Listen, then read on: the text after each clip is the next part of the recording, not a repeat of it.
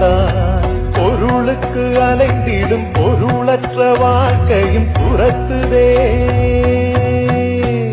உன் அருள் அருள் அருள் என்று அலைகின்ற மனம் இன்று பிதற்றுதே.